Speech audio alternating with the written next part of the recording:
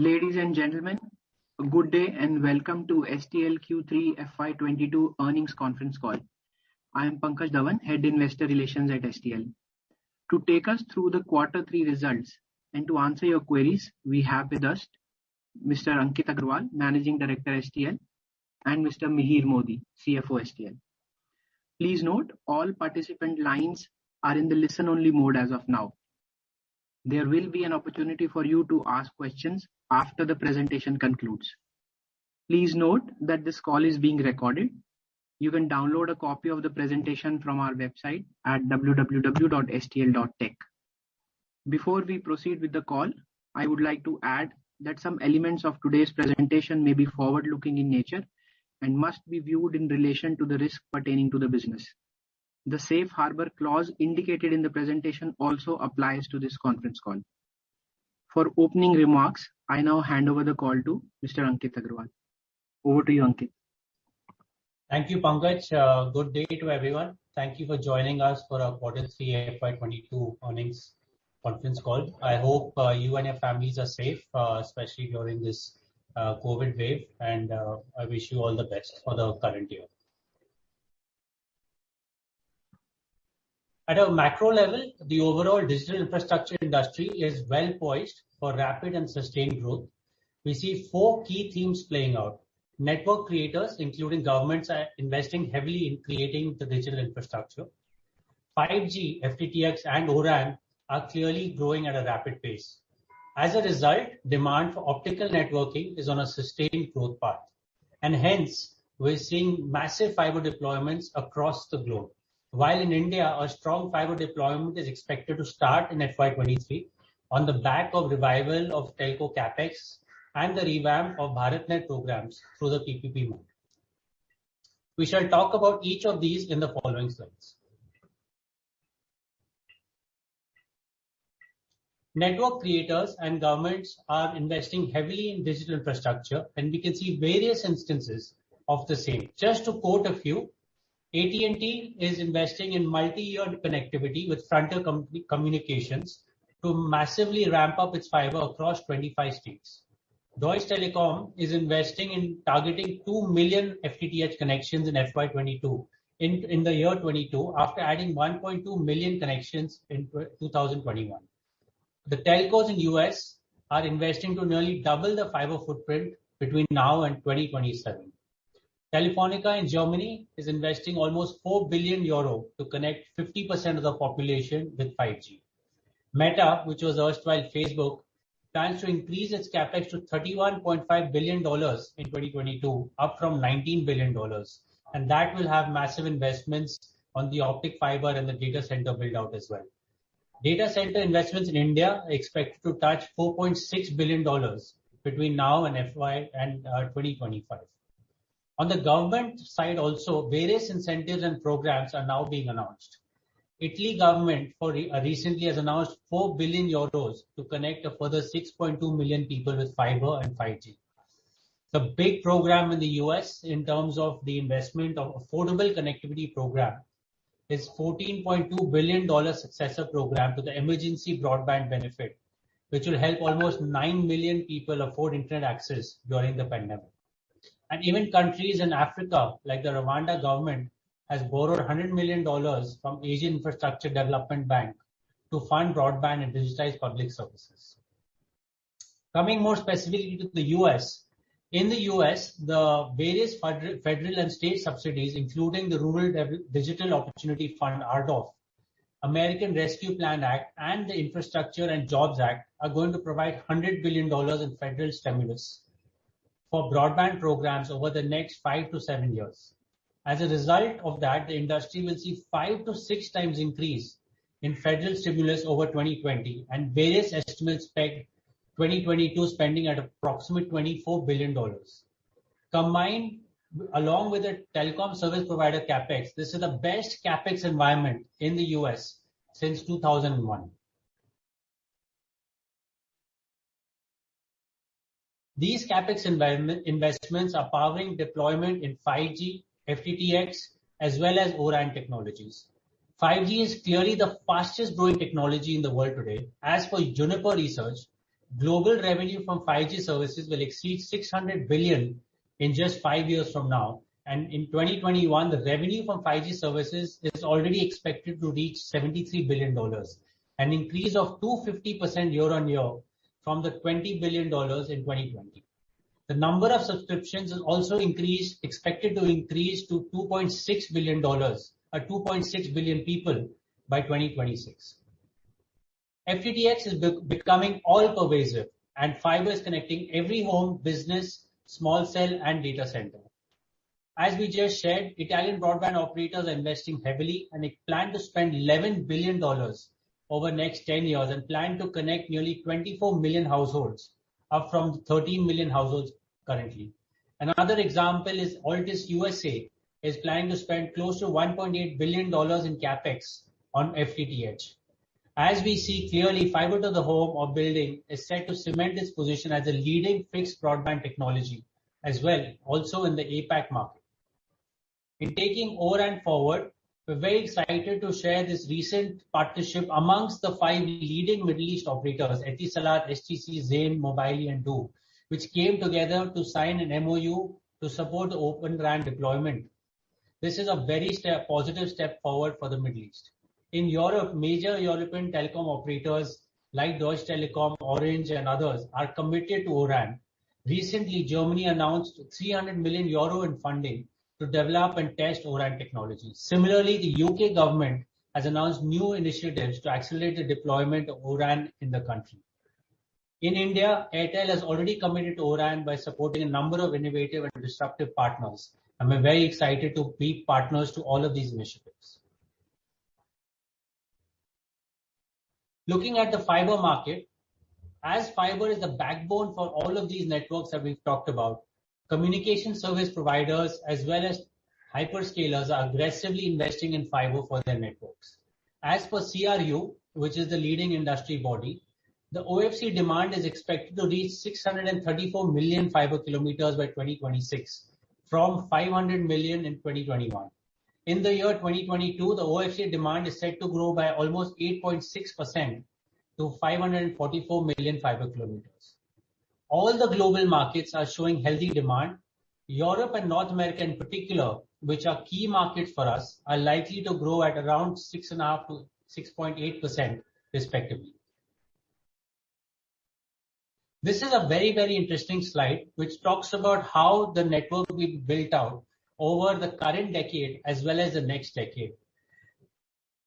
If you see the cumulative fiber count across the globe till 2020 was about 5.6 billion fiber kilometers. This is expected to go up to 12 billion fiber kilometers till 2030, which means the current decade will see 6.4 billion fiber kilometers being deployed and making it by far the biggest and the best decade. Going forward, also, we further see another 7 billion will need to be deployed by between 2030 and 2040. And clearly with the next gen technologies like 6G, that will further require extremely intense fiber network.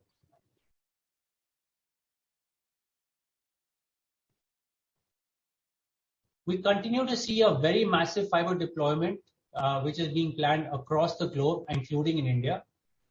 In India, we will break up both the public as well as the private sector. On the India public side, the Union Cabinet has approved BharatNet under the PPP model in 17 states to cover about 360,000 villages. The government has committed to provide around 20,000 crores as a viability gap funding, and the private partners shall bring in an equity investment of capex, operations, and maintenance of the network. The project is bundled in 9 packages and each corresponding to 1 or more telecom circles.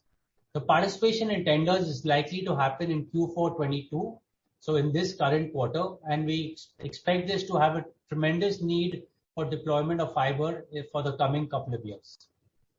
On the India private side, increase in profitability of the Indian telcos has led to a capex revival. Telcos are expected to deploy approximately 200,000 cable kilometers in FY23 to strengthen the fiber backbone, to enable the 5G and strengthen 4G and FTTX. Just to reiterate, 5G will require 100% of your wireless points to be connected on fiber, and hence a very large cumulative network will need to be built out, a fresh fiber network will need to be built out to augment the capacity and latency requirements for 5G. In North America, rural broadband telecom capex is driving the fiber deployment. As we shared earlier, operators like AT&T and Verizon and many others like Zayo are deploying massive amounts of fiber and will continue to do so for the next 5 to 10 years. Across Europe, 200 million homes are expected to be connected into full fiber by 2026. And we're seeing some very interesting new ISPs like Hyper Optic, Community Fiber and Net Omnia connecting anywhere between 3 million homes to 1 million homes between now and the next 3 to 4 years.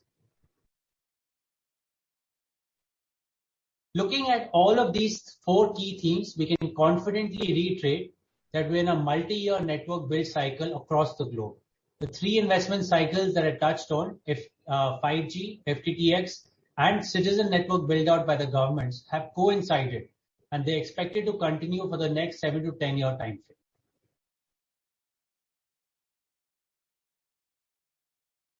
With the favorable industry tailwinds, our growth strategy is on track. In the following section, we will talk about this in detail.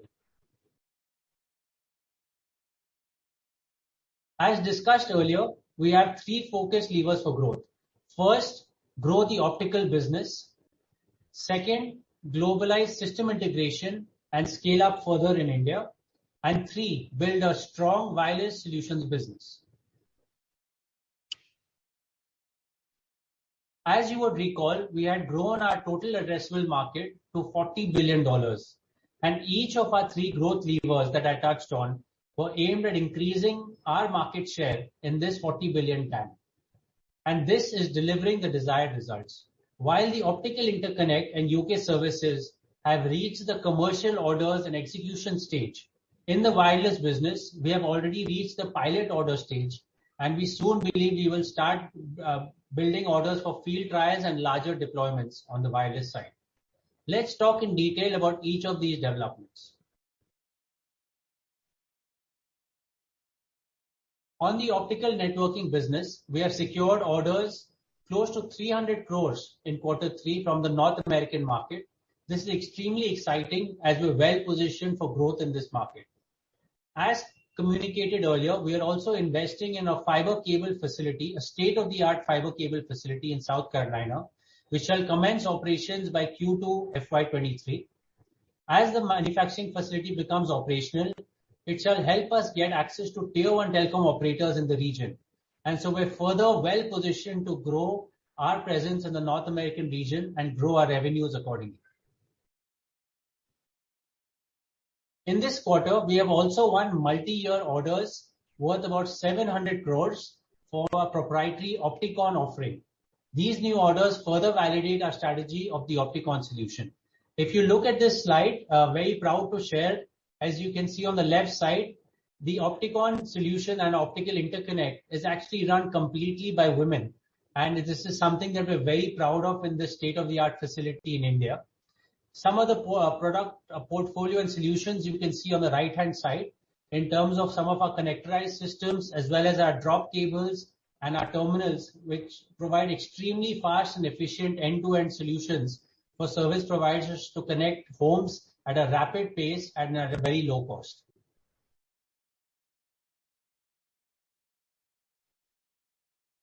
Our confidence with respect to growing multi-fold stems from this slide. Through Optotec acquisition, we are able to increase our attach rate to 14%. But we also see that we have a large runway ahead of us to increase the attach rate to the level of the industry, which is at 100%. In Q3 FY22, our attach rate increased from 18% to 14%, and we're confident that in the coming years, we will move forward towards the 100% rate. Coming to our second growth lever to globalize system integration, we are ramping up our execution to convert order book to revenue. We have successfully completed the business integration with Clearcom. We now have a combined employee strength of more than 150 employees and more than 20 plus partners on board. In addition to that, we have started a unique initiative on resource augmentation. through our STL Academy, we have sent our first batch of almost 50 trained telecom engineers to the UK. We shall continue to further send batches to improve the supply situation in UK and grow our business. We are confident to increase the UK contribution to almost 25% of our global business services in the medium term. Our project execution is on track and tilting towards Indian private players as well as global projects. Amongst the Indian public projects, Mahanet is now complete and T-Fiber, Telangana Fiber, is 44% complete, including all packages. On the Indian private side, fiber rollout for a large Indian telco is 83% complete for phase 1, and the second phase is yet to start. Coming to the UK, fiber to the home rollout for UK and all projects combined is 2%. We see a tremendous runway ahead. And in the data center connectivity projects through our IDS business, in this quarter we have completed 49 projects and are currently working on 13 projects across Europe. In the wireless business, our product development is on track. On the back of efforts by engineers, we have close to 100 patents on our name by now. We have announced general availability for PFTTX, which is our programmable FTTX solution, as well as Garuda, our unique 5G small cell. We are targeting general availability of our 5G radio units and RIC, which is our radio intelligent controller, in the next financial year.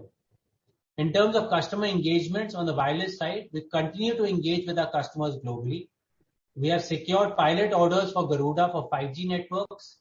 We are also building the organization capability in areas of telco cloud software and radio hardware and software with more than 300 Stellars at this moment.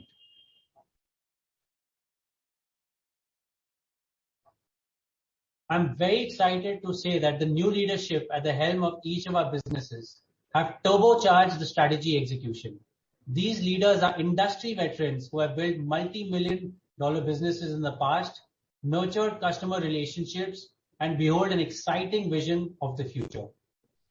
We have Paul Atkinson, who's leading the optical business. He's an industry veteran who has led $3.2 billion business at Prysmian. He has a strong expertise in the optical space and deep connects with customers and policymakers across UK, Europe, and Australia. We have Praveen Cherian, who has joined us as CEO of the Global Services business.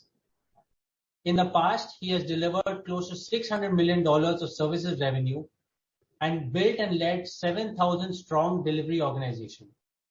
He is well connected with private enterprises both in India and across South Asia. On the software business, Raman Venkatraman has joined us as CEO. He has led more than $1 billion+ industry verticals with specific focus on high-tech services and with 20,000 strong global delivery organization. He has deep connects with enterprise customers, technology providers, and OEMs across the UK, US, and Europe. And lastly, on the wireless side, Chris Rice is leading this business. Prior to STL, he had led the AT&T's pivot to software-defined networking (SDN) and led a team of 10,000 plus as part of AT&T. He has deep relations with telecom operators, cloud companies, open source communities, wireless associations, and the US semiconductor ecosystem. With the focused strategy and experienced leadership, we have a win-win combination for the future. We shall now discuss our financial performance for the quarter. I'll now hand over to Mihir to discuss the financials. Mihir, over to you.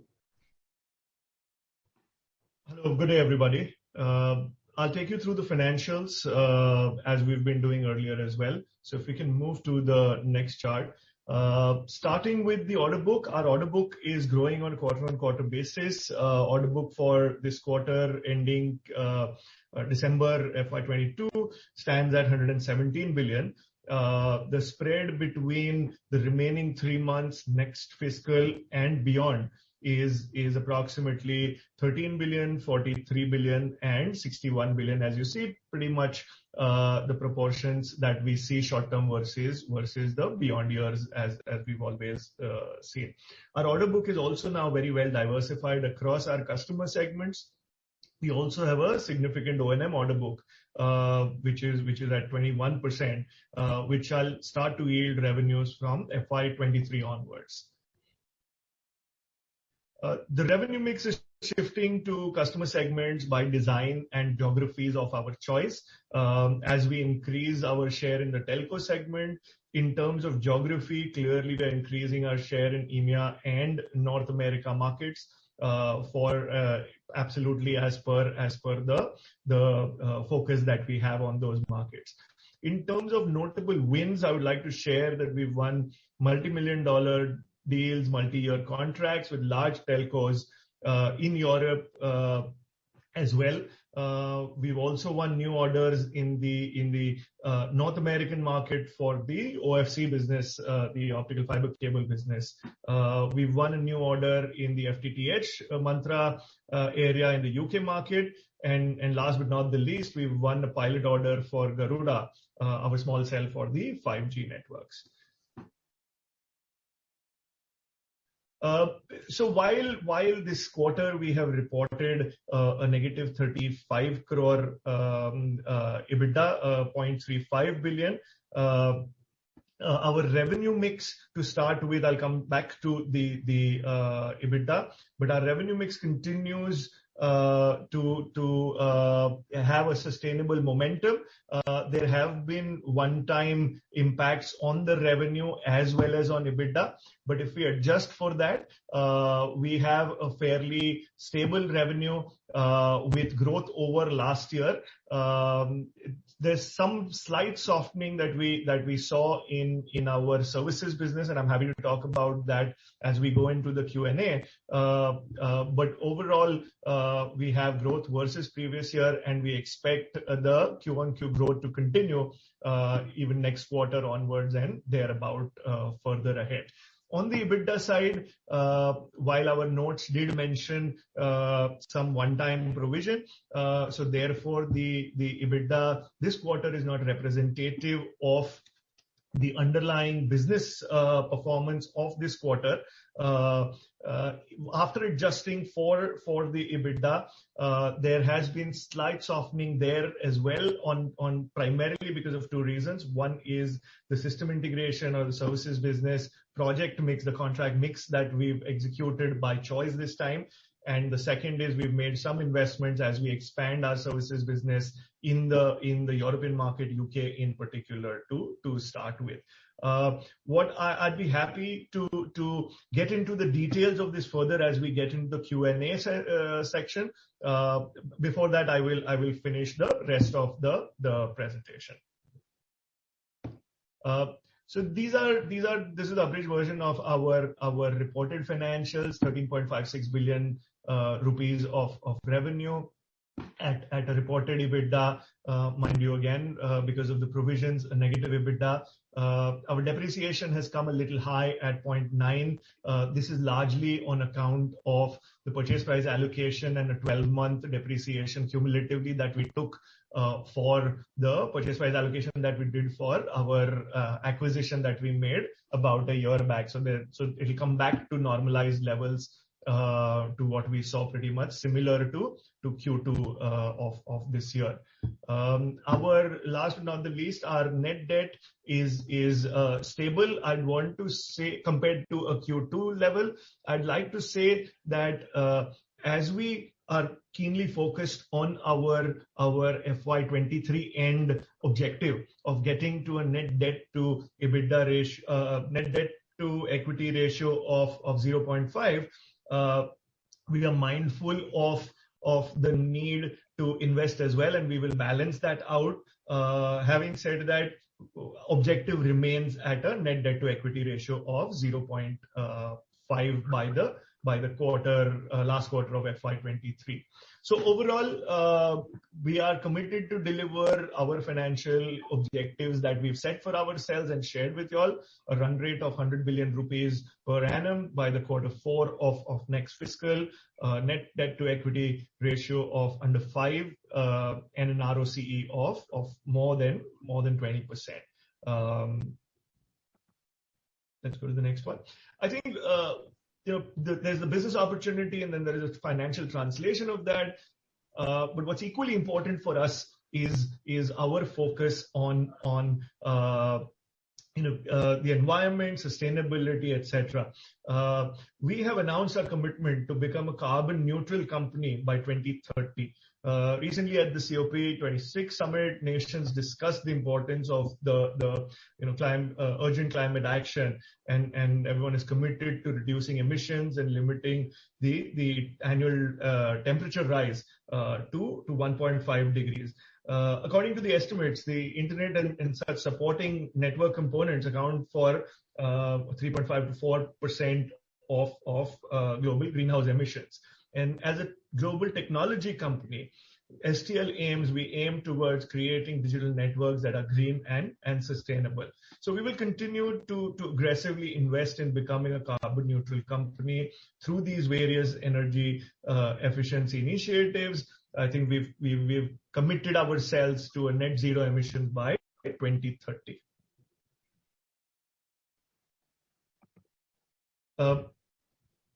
We are also committed, as we've been talking and doing in the past, on our ESG initiatives and targets. I think the focus reflects in a way that we've designed and implemented our ESG agenda. For example, we've diverted 139,000 empty waste away from landfills. We've reduced emissions of 7,500 tons of carbon dioxide equivalent through various initiatives on the green side in plants, etc. We are saving plastic through innovative packaging, so on and so forth. We are recycling and reusing water in our manufacturing facilities.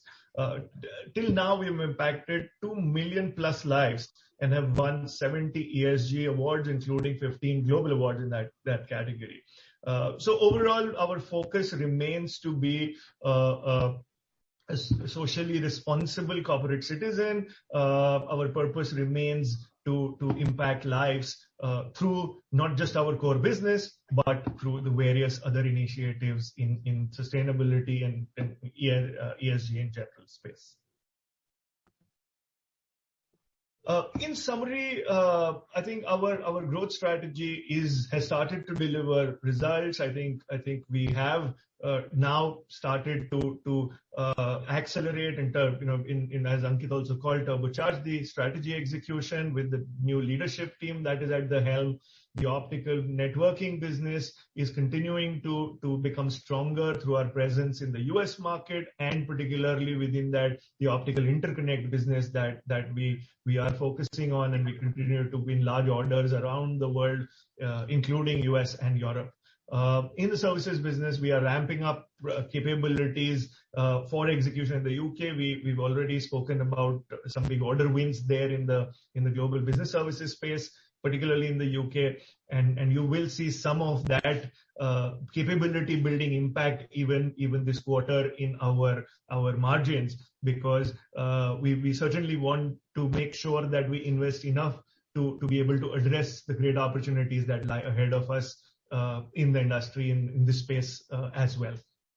So we are preparing for a massive rollout across the globe, starting with UK and Europe. In the wireless business, we've announced the general availability of our 5G small cell and FTTX products.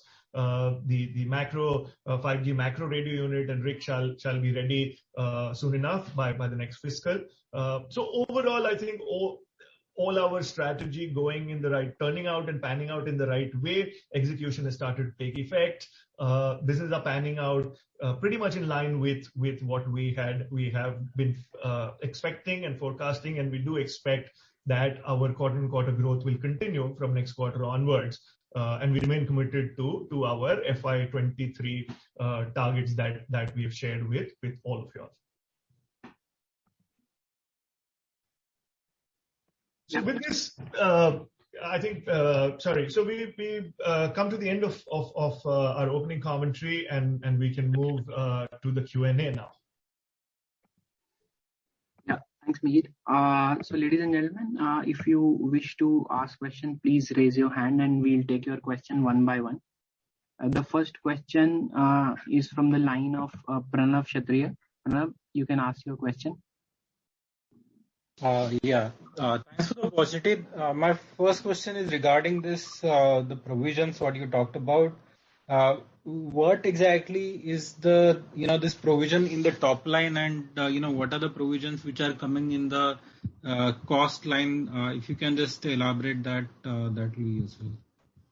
Sure, Pranav. So I'll talk about it as a bunch of provisions and then talk about what's the top line and the bottom line. So essentially, these relate to certain old projects in the services space that we had undertaken, and based on certain developments, we thought it prudent to provide for those while we continue to pursue the recovery of those provisions. The split between why certain part was top line and certain other part was middle line, resulting in an overall bottom line impact, was largely an accounting technicality, which we discussed, that the provision was taken on certain items where with the auditor's advice and with the right accounting methodology, we chose to reverse part of the top line, and part of it was taken as a cost in the middle line, depending on the nature of that line item within that project. Can you quantify those, please? I mean, how much is the top line provision and how much is the the cost provision? Sure. So, Pranav, our notes call out 48 crore as a top line provision. There is an additional approximately 15 crore on the top line, which because it was not material, it was not mentioned specifically in the notes, but I'm sharing that with you. And then there is the middle line, which is called out at 115 crore. Overall, this adds up to about 180 crore. And then there is, like in the top line, there is an uncalled out number of 15 crore that I shared. There is an uncalled out small number in the middle line. Overall, the total bottom line impact of the one-off provisions is slightly north of 200 crore. Okay. And can you tell us the nature of these provisions? In the sense, you did allude that these were some of the old services project. Are there projects? What is the status of these projects because of which these provisions were necessitated? So we are towards the end of so this is concentrated in a couple of very few, maybe just a couple of projects, and we are pretty much at the end of those. And from a collection standpoint, we took a prudent call to make sure that while we pursue the collection, we will take these provisions in our books. Okay. And, because there is impact on the revenue and the profitability because of this, can you talk about the profitability and the revenue growth for each of the section, in the sense that, how the growth has been for the product and the services business and relatively their profitability? Sure. So, Pranav, the products business has been stable and growing versus the previous quarter. The margin has also been pretty much in line with what we expected and what we saw in the last quarter or so. There has been minor impact of the freight increases in the product side of the business, and we are watching that very closely in terms of how we can mitigate that or deal with it as we go into the next quarter. So product side has been very stable. On the services side, while there has been these provisions, there is also some softening because of the mix, the project mix or the contract mix choice that we made, and the shift that we are seeing. So there are kind of minor couple of impacts, a couple of reasons of impact which has softened the underlying operating margin, other than the provisions in the services business because of choice of certain lower margin contracts that we've made as we shift. We expect that with UK kicking in, or our international service businesses kicking in, we will get back on our sustainable margins, probably after maybe another quarter or so of such softening may exist in the service business, but we expect to pick that back up again in a quarter or two. Okay, thank you. Thank you, Pranav. Thanks, Pranav. We'll take the next question from the line of Nirav Dalal. Nirav, you can ask your question now. Thank you for the opportunity. Just wanted to harp on the weakness in the revenue and the margins. If you could just break out to us what would have been the revenues and the EBITDA for the UK business, and secondly, in terms of what is the investment for the quarter in the Access Solutions business? This would be my first question.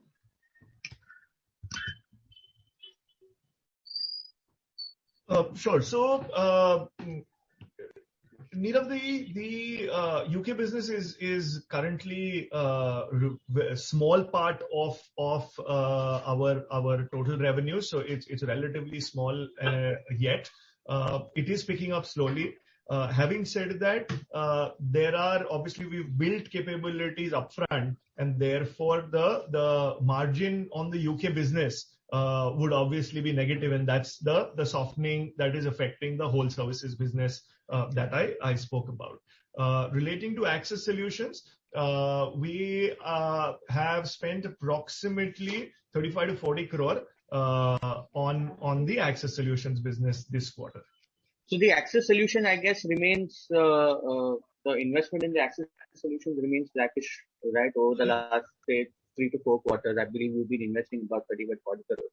That's right, slightly increasing, Nirav. Okay, and in terms of the UK business, if you could, it would be great if we get an understanding in terms of how the underlying business is doing and how the new businesses are doing, so that we can gauge the margin performance going ahead and see in terms of how the business, how the numbers will move going ahead. So I guess that would be a good disclosure that we can get. Sure, Nirav. So let me address that, and then if Ankit has anything further to add, I'll request him to do that. So we've been talking about early teen kind of margins for our services business as a whole. Now the India part of that, I mean, it was essentially India only. The India part of that is the contract mix that we're seeing is kind of moving down to a low double digit or a high single digit margins. Having said that, the UK piece that we are seeing now pan out, and mind you, barring the initial capability build which comes as a fixed cost, I mean, I just keep that aside for a moment. We see if eventually on a sustainable basis, we see high teen kind of margins in UK part of the business. So blended will come down to back to the numbers that we're talking about, which is about low teens for blended India plus UK business on the services side. Let me go one step further. And therefore, that's a service business blended margin. And when we add the products margin, we are likely to be back at the around 17% or 16 to 18% blended STL level margins that we've been talking about. And when do you see this number come? Second half FY23 or before that?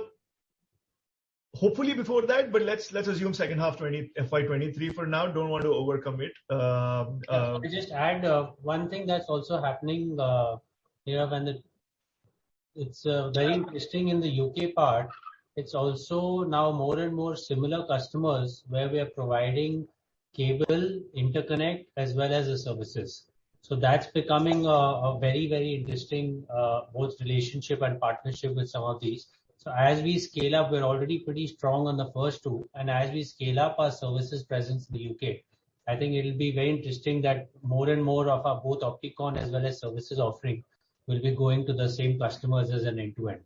So that's something that we do expect to scale up. We have about 150 people that we have shared currently in terms of current UK strength, and also 20 partners.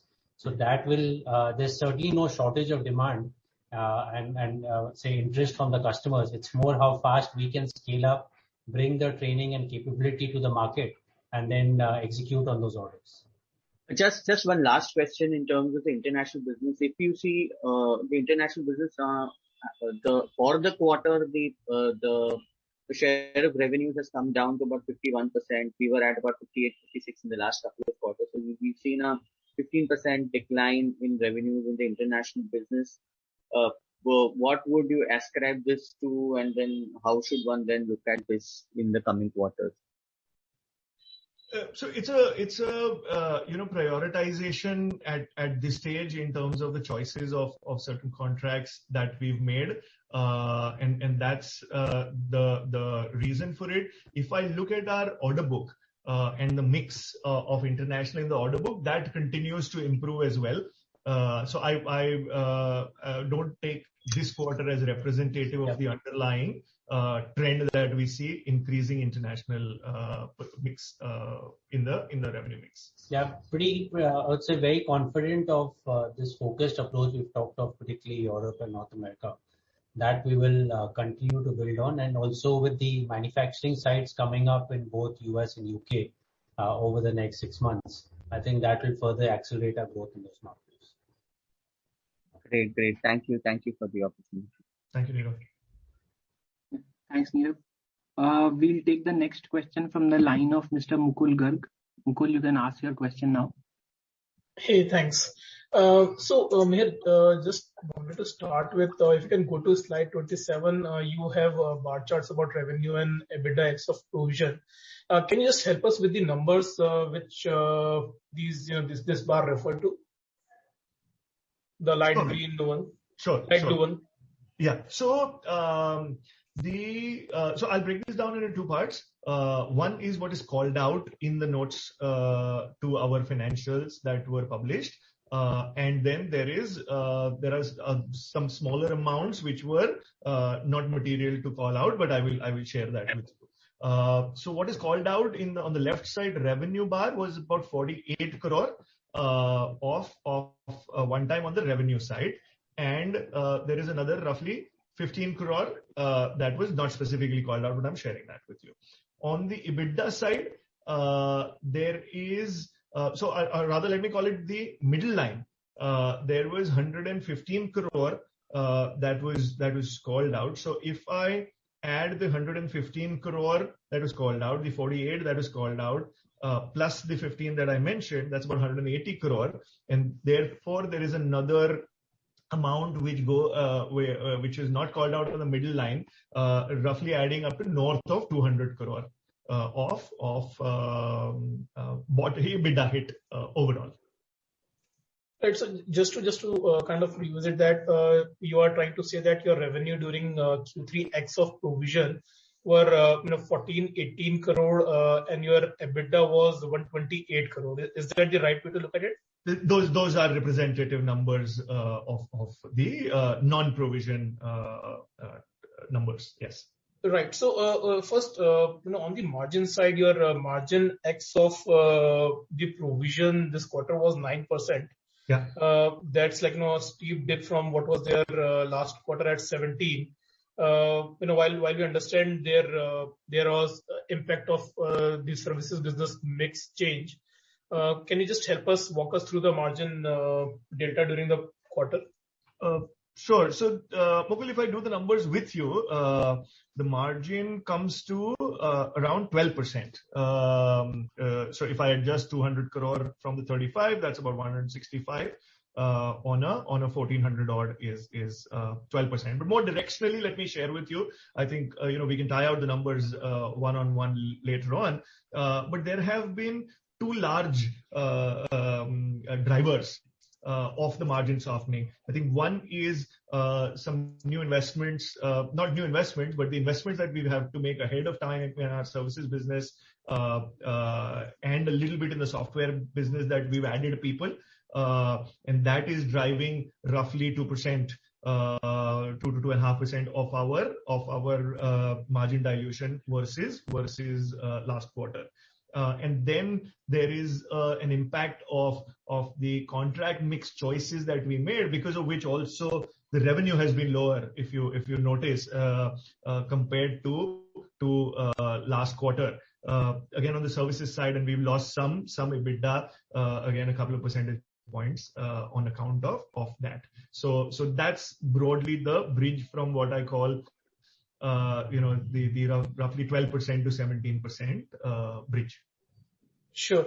And in terms of if you look at our visibility till last quarter, we were kind of still guiding for EBITDA margin of 17%.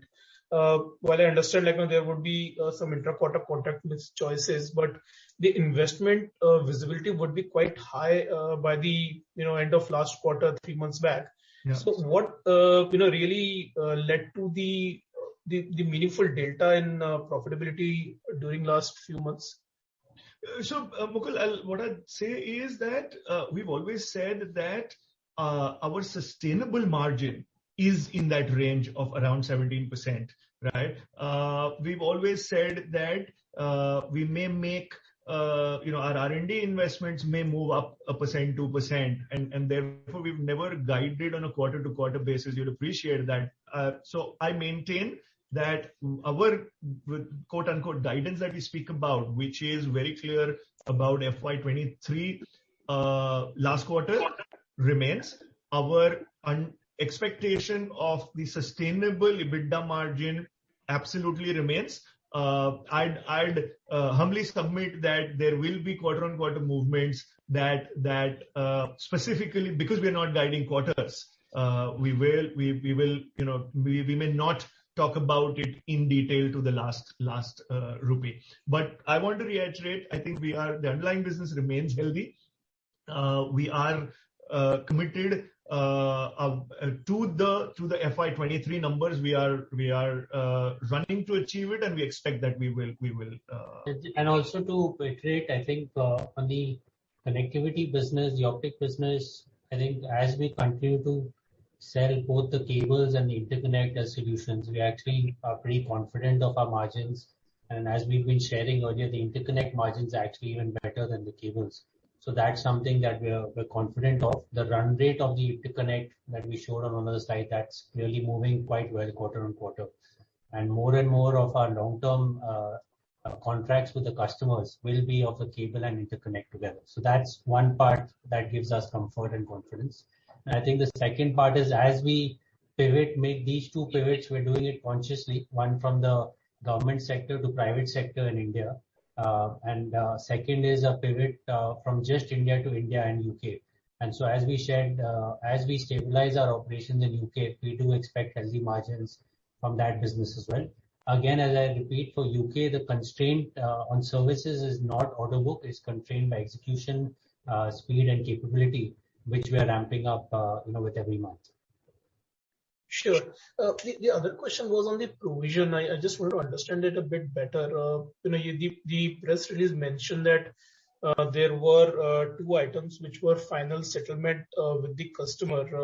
While you were indicating that these guys, you still have the option to kind of recover the payment. So was that a delay in payment from their side because of which your auditor asked you to take a provision, or was there a dispute in quantifying the value with the customer which resulted in the provision? And then there was, I think there is another additional 116 crore relating to ongoing projects.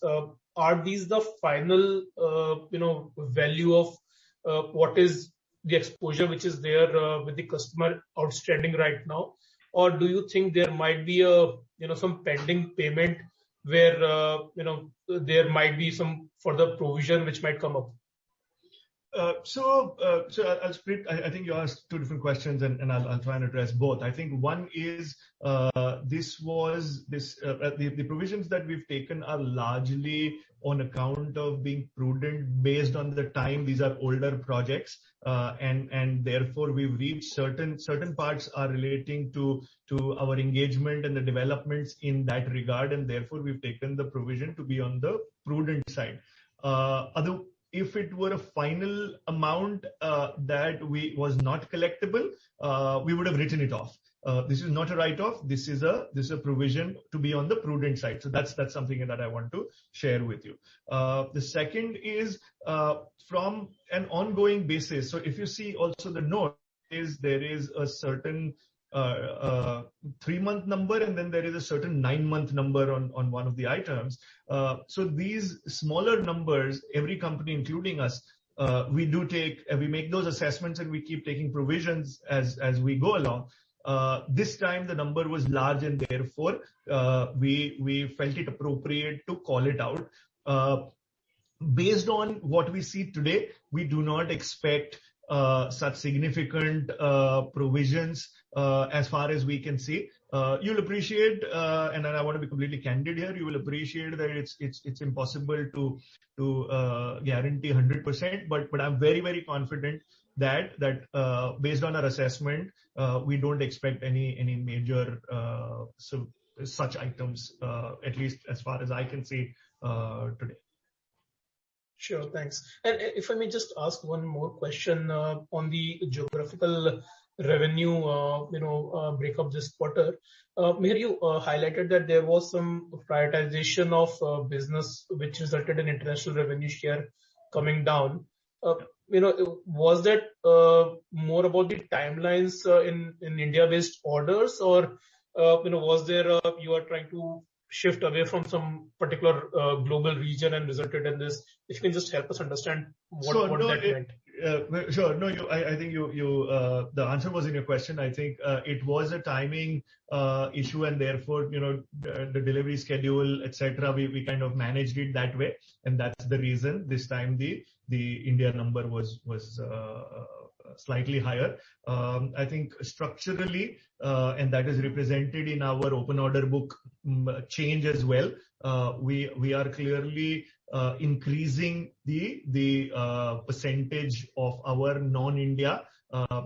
Mind you, as India on its own continues to grow in the mix, the non-India percentages are moving up as evident in the order book. Probably, Mukul, a few more than one unique item in this quarter is for us to talk about, but underlying is the direction that we've always spoken about. Sure. Thank you so much for answering my questions. Sure. Thanks, Mukul. We'll take the next question from the line of Mr. Surya Narayan Manian. Surya, you can ask your question now. Yeah, hi. Am I audible? Yes, you are. Yeah, thanks. Mihir, I know you've explained this, but it's still sounding a little cryptic, whatever you've said about the provisions. So, when you're saying that there is an additional provision of 48 crores, and on top of that, you've said 115 crore provision. Yes. So is that additive? So do we have to think that this quarter the total provision is 115 plus 48? That's right, because the 48 is a top line provision, and the 115 called out in the financials is a middle line provision. So both of them will fall down to the bottom line. Okay. By middle line, you mean at the Costs. EBITDA level? Costs. Yeah. So Costs. in the costs. And therefore, Okay. yes, EBITDA will be lower by addition of both. And is this related to one client or a group of clients, public sector, private sector? Would you be able to share any details? So this is a couple of projects, old projects in the services side. Large projects is as far as I will be able to share, and the reason for not being able to share is we're considering, or rather making efforts to collect it, and therefore I wouldn't want to go out and identify it with a particular project or more. But these are services side old and large projects. Okay. And you're saying that this is also an ongoing project. So it's not a completed project, but it's also an ongoing project that you've identified. No, I said this is pretty much towards the end or completed project. So this is collections are ongoing as per the contractual terms. Okay. And how would this affect your your receivables from this project? I mean, is that then likely to go down, or how should we think about that?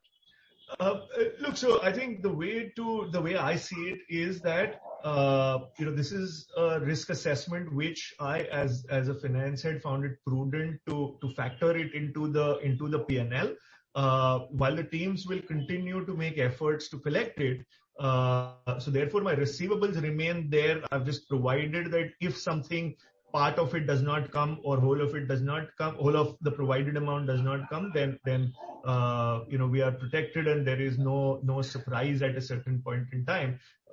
So the receivable remains there. This is a provision against it. If we collect it, well and good, we'll have a pleasant surprise or a positive surprise, and that's the objective. Okay. And in terms of recourse, is this a legal recourse or it's more of a engagement with the client to try and follow up on this? It's both actually. The way it works is you engage with the clients and you parallelly continue to exercise your rights. So it's a combination of both. Okay. And from the client's perspective, the reason there is a gap is because they think the milestones are different. I mean, where is the gap?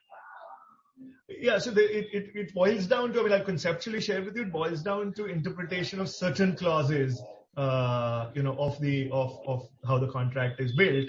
And like I said, we're still hopeful of convincing them. But I just thought it prudent that we should make sure that we provide for it. And lastly, would you be able to share what percentage of the value of the project is this write-off amount? Not write-off, provision, sorry. Negligible. I think it's not even a percentage. Take it between 0 to 1.5. Okay. All right. Got it. All right, Mihir. That's all from me. Thank you. Thank you, Surya. Thanks, Surya. We'll take the next question from the line of Mr. Ashish Jalan. Ashish, you can ask your question now. Yeah. Hi, Mihir. I just wanted to ask, with regard to your services business, specifically in the public sector in India, what would be the total amount receivable and the unbilled revenue, the gross amount, if you can, on an aggregate basis, call out the approximate number, and over what period will this be collected? Sorry, I missed the last part, but I understood what you're asking.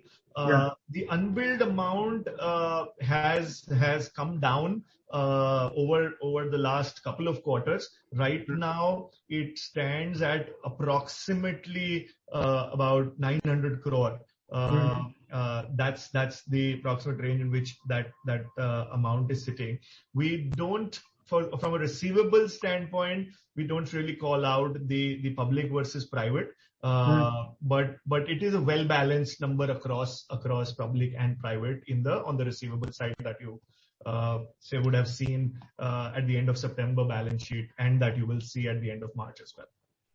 So given that most of these projects have been completed except the T-Fiber, which is an ongoing project, so what time frame do we expect to collect all these receivables as well as the unbilled revenue? By when do we expect to collect them? Yeah. So let me first share with you, what keeps it stuck, and then I'll share with you the time frame which we expect. While can't commit to that given it's a government engagement. Sure. But let me share with you, why does that unbilled remain? Sometimes the contract structure, and not sometimes, in some of our specific cases, it is the contract structure is such that when there is 100% delivery, which means multiple nodes and multiple hundreds of nodes that are to be delivered, that is the trigger for some last or high chunk of the billing that you can do. Now, when it comes to such complex contracts, and particularly with government agencies, etc., it so happens that out of a few hundred nodes, there is, say X number of single-digit nodes or 10, 15 nodes you are not able to complete for whatever reasons, and therefore on a technicality the billing stops. And that's the reason we have unbilled of this nature. Now, to be able to share with you, the second part of your question is when do we expect that to collect all of that? I think the efforts are on. I would not want to hazard a commitment at this stage, but I see those as very billable and recoverable. Or else we would have provided for it. So there are exclusive focus teams doing only that. And I don't want to come out with a time frame which is not fully under my control. So I hope you appreciate that, Ashish. Sure. And one last question is, we are pivoting more towards the private sector in the domestic business. So what is the prime reason? Is it more of these payment related issues with the state and the central authorities, or is it to do with the margin and the attractiveness of the business itself? No, look, I think in India, obviously the private sector is more stable. The government contracts we are constrained by some of the terms of the tender, and there is only certain amount of influence that's possible on that. So therefore, the broader shift to the private or the international markets is a part of the plan. Having said that, it's not that we will not do government contracts. It's just that we want to make sure that the mix is right, and therefore the tilt towards private and international. Ankit, is that a fair comment? Yeah, I think also I would add there is at least in our experience and conversations, there's always a focused effort in terms of moving towards the best-in-class technologies, and I think that's also something that is better aligned with us in terms of what networks get built out with the latest solutions. So I think that's one part, and I think generally the agility that we see in the private sector, both in India and UK, to take decisions, to move forward and to aggressively invest at a fast pace. I think those are some of the that are some of the things we experience in those conversations. Sure. Thanks a lot. Yeah, thanks, Ashish. We'll take the next question from the line of Nilesh. Nilesh, you can ask your question now. Yeah, hi. Thanks, Mir. Just follow up on that. In terms of, you can just provide some split in terms of how much of this provision was made out of the unbilled and out of the receivables, if that is possible.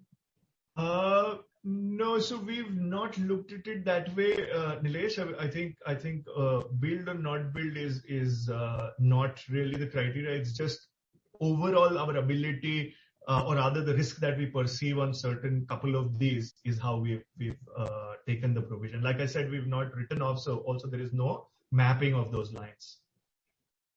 Right. But since you mentioned that this is project completed or near completion, is it fair to assume that all of this is already billed, right? And hence it's a provision.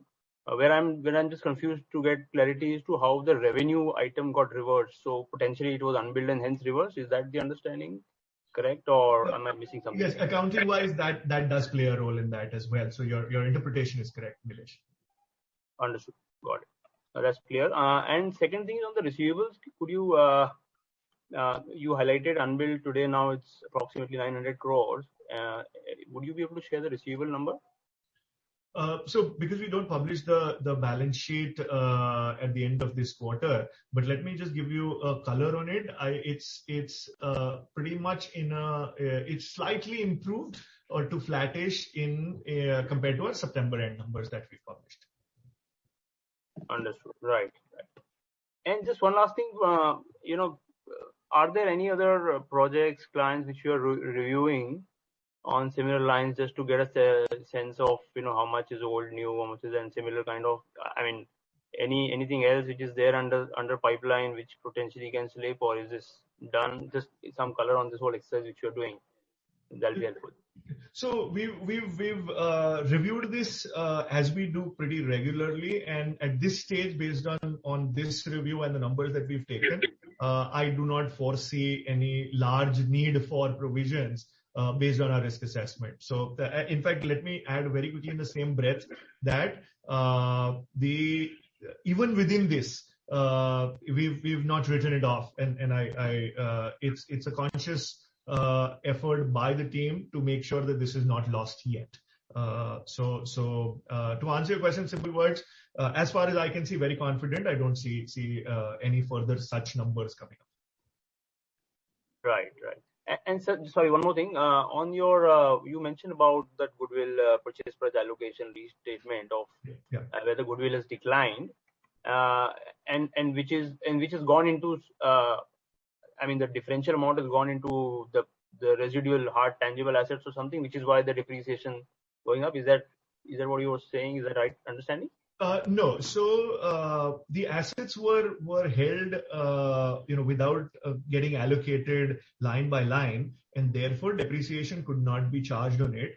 Now that we've done the PPA, the bunch of assets that needed depreciation for the full period of last 12 months has come together in this quarter as a hit. So that's the reason it is showing up. It will from the next quarter onwards, obviously it will be a hit even on those assets pertaining only to that quarter. So it's a backlog of the last 12 months on our acquisition assets. Got it. Thanks a lot. Thank you, Nilesh. That's it from Nilesh. me.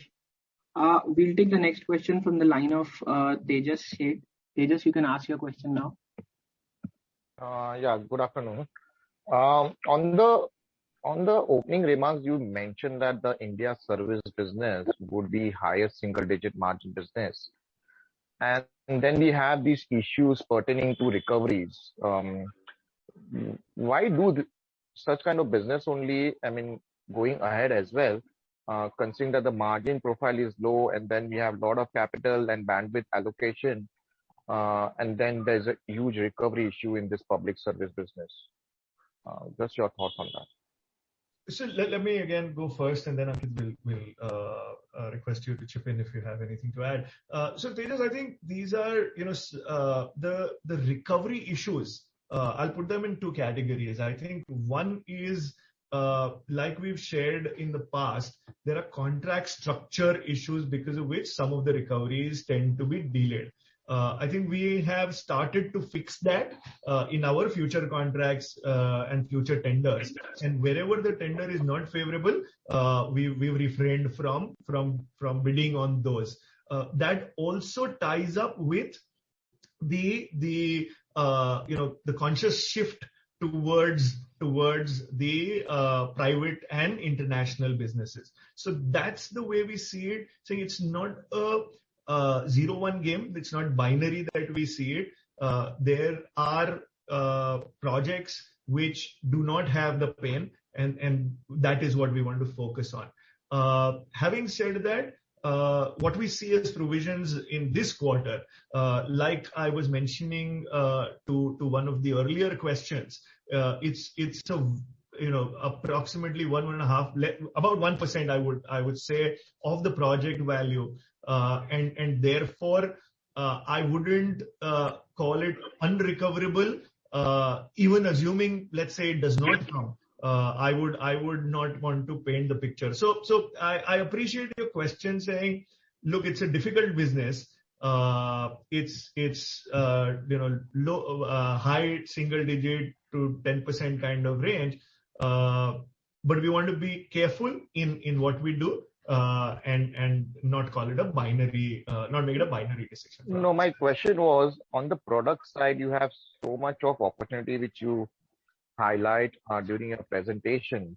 Yeah. And this opportunity takes away, I mean, the service side of the opportunity takes away so much of your bandwidth and even the capital allocation, resulting to much lower return ratios.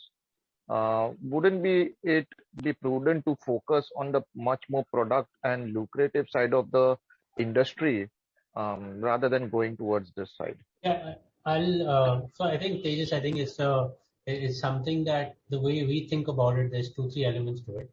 I think the intent has always been to focus on certain large key accounts, both in India and globally, and become a larger part of their wallet share, become more relevant to these customers. And that's been the intent, that today, whether it's wired or wireless, in the near future, we become their largest partner through our portfolio of products as well as on the system integration. That's exactly where we're driving with certain large private accounts in India, and also now increasingly in the UK with our large customers on the product side. We're also finding solutions for them on the services part, and hopefully soon on the wireless. So that's been the intent, that we want to focus on few large accounts and have a larger wallet share with them. So that's the underlying principle. I think one element we have to also be conscious of is on the fiber cable and connectivity. Yes, very positive tailwinds. We have a very strong brand globally, which we are continuing to grow in our large accounts. But we also have to be conscious that it's extremely capital intensive in terms of capex, and you really want to make sure that you have strong customer orders in advance, so that once the facilities come up, they're always running at, say, 80-90% at a minimum.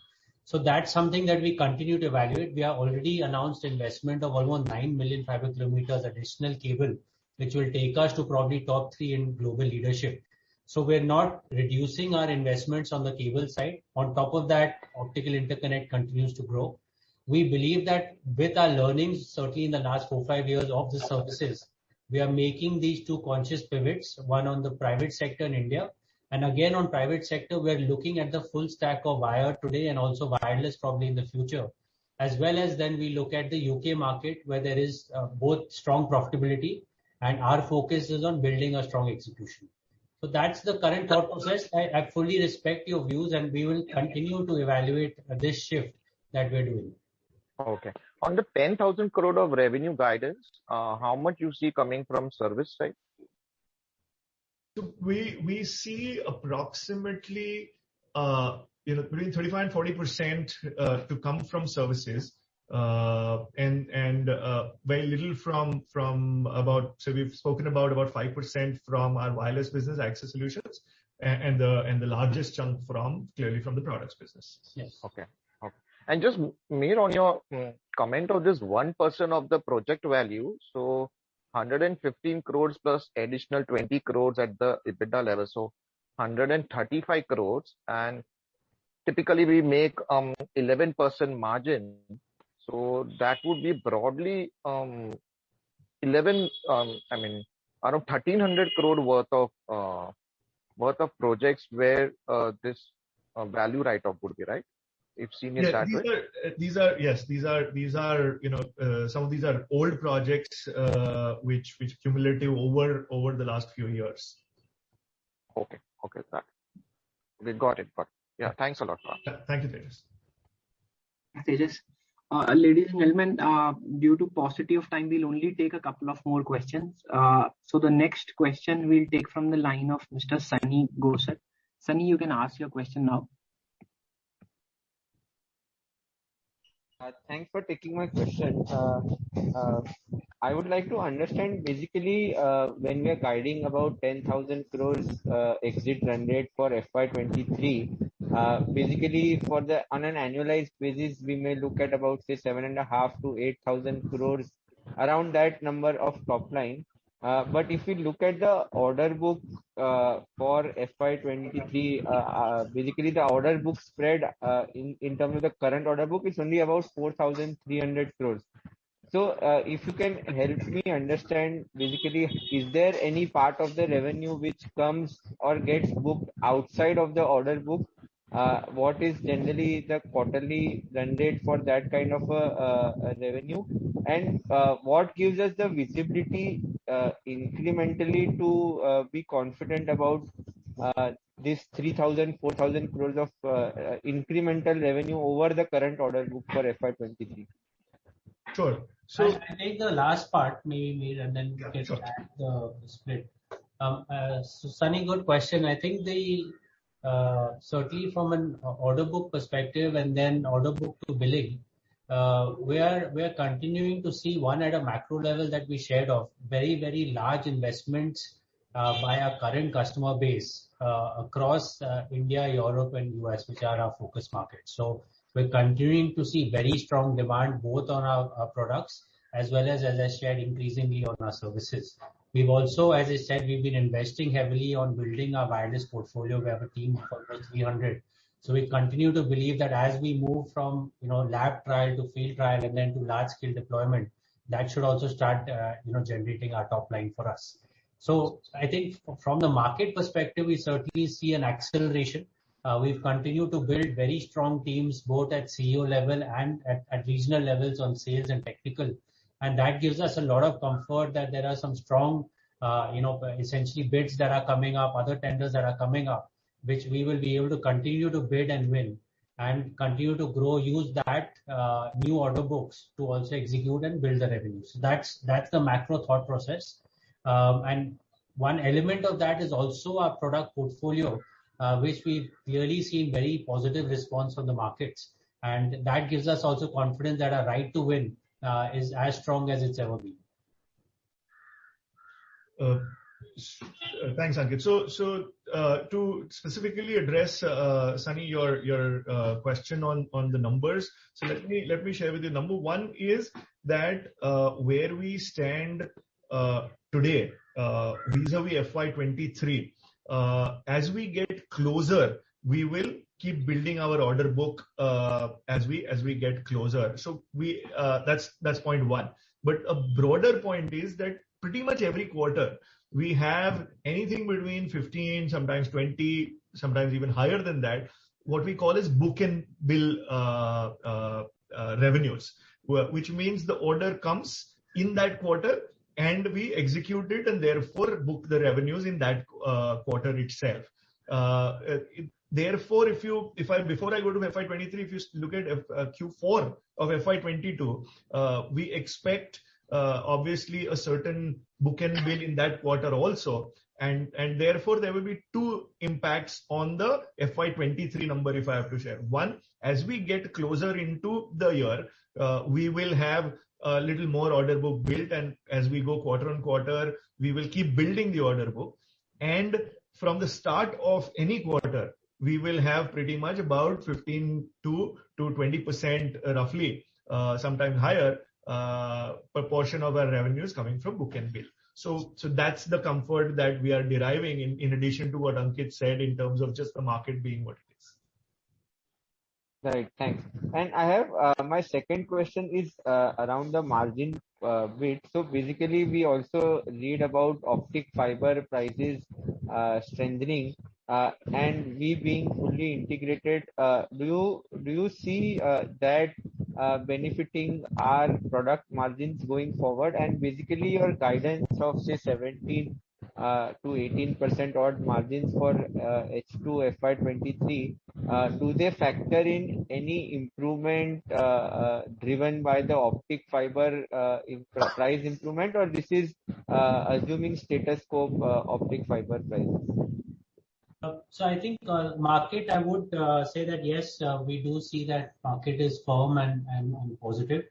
As we've been sharing both in previous discussions and currently, our focus has been on securing long-term contracts.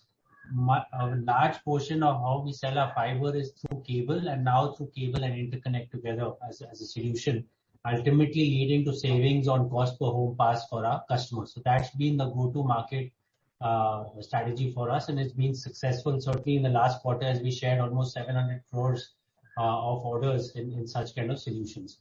So that's the area we're moving towards, and we believe this solution offering will help us ultimately secure the right kind of orders as well as with the right margin. So that's the direction we're broadly going. We do believe that also as our capacities come on stream on cable, that will also have a good impact both on our top line and bottom line for these facilities. One element that we do have to be mindful of is that we have seen certain raw material cost increases as well as container and shipping cost increases. And as you can appreciate, we have increased our sales to both Europe and US markets. So especially the shipping elements, shipping costs are one part that we are closely watching and looking at how do we mitigate those cost increases. Right. Thanks for the detailed answer. Thank you, Sunny. Yeah, thanks, Sunny. We'll take the last question from the line of Mr. Krunal Shah. Krunal, you can ask your question now. Yeah, hi. Thank you for the opportunity.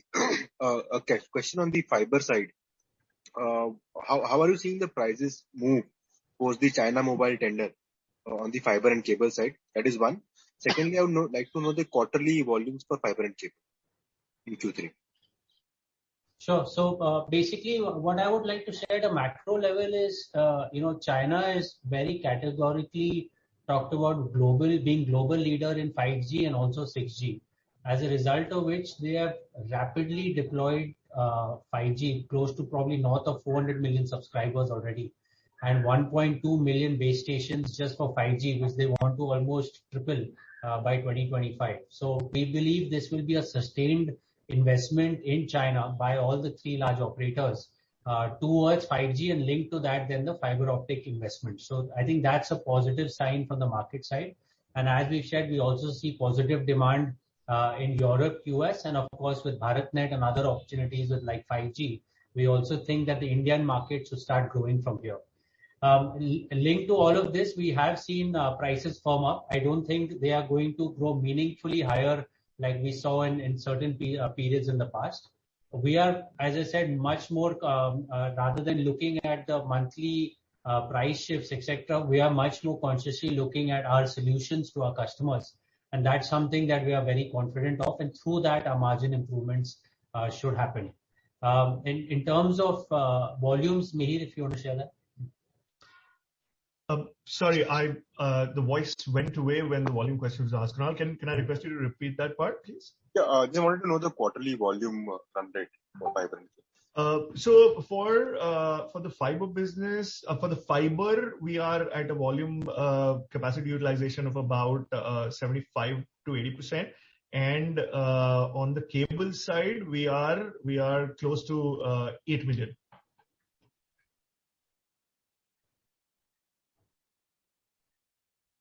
Does that answer your question, Kunal? Yeah, it does. Thank you so much. Sure, thank you. Thanks, Krunal. So with this, we come to the end of our Q3 earnings call. I now request Ankit to make the closing remarks. So I'd like to thank everyone for their time to attend this call today. I really appreciate all your questions. As we shared during the call, we're extremely excited about the opportunities across our business verticals, globally as well as in India. We have an extremely strong leadership team that has now come in place and will drive the growth across the business units. We continue to invest in R&D at around 3.5% to 4%, and we believe this is critical for our technology leadership going forward. We're also committed to our sustainability efforts, and very proud that we have now committed towards net zero carbon emission by 2030 and zero waste to landfill across our global manufacturing. We're excited with our operations further growing in the markets of US and UK, and also that we're very proud of building India's probably first full 5G stack, which we believe we can take to customers in India and globally. We are of course available. Our teams are available to answer any further questions. And lastly, wish you and your family all the best for the current year, and please be safe.